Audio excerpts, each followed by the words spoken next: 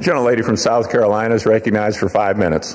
Thank you, Mr. Speaker. And I want to thank my colleagues today for the time, Mr. McGovern and Mr. Khanna, for the 5 minutes on the floor to speak about an issue that is not political for me.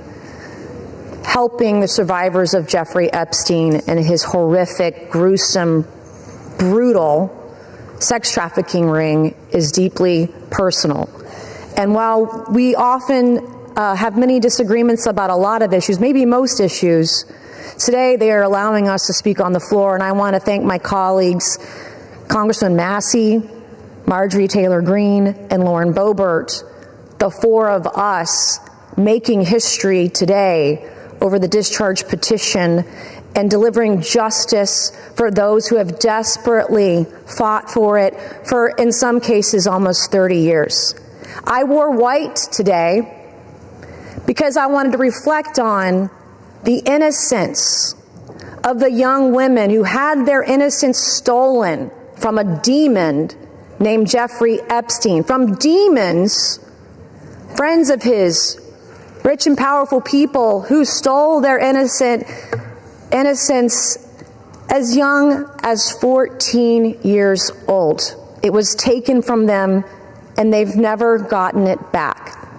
I'm also wearing white today to recognize the courage that it takes for women to come forward, the sacrifices to them personally, professionally, financially, the embarrassment, the humiliation, the shame that we still deliver on the backs of women who have been brutalized, who've been raped, who've been assaulted.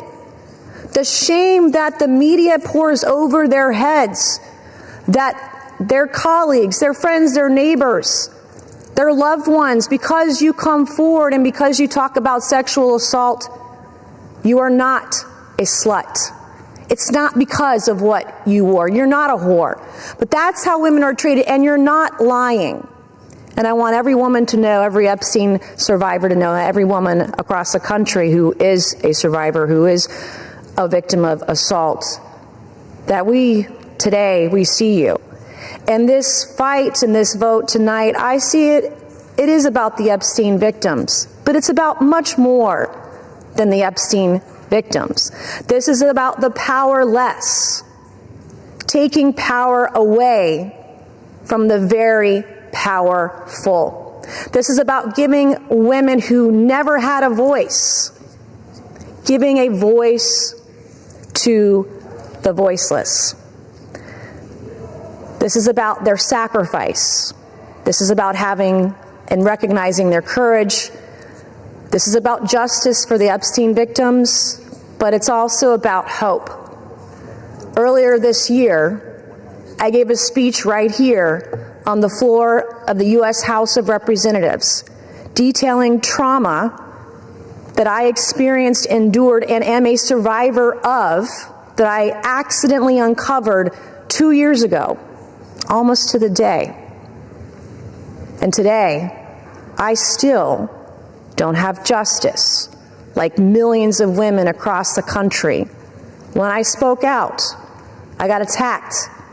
When I spoke out, I was shamed.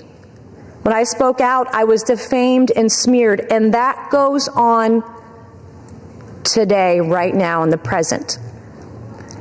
God sure has a funny way of working through us.